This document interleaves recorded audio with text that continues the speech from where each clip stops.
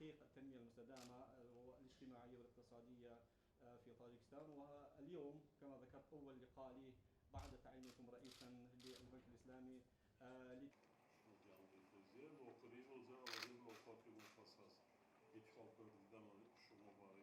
أكثر من 90 مشروع مولناها في طاجكستان، أكثر من 662 مليون دولار. 662.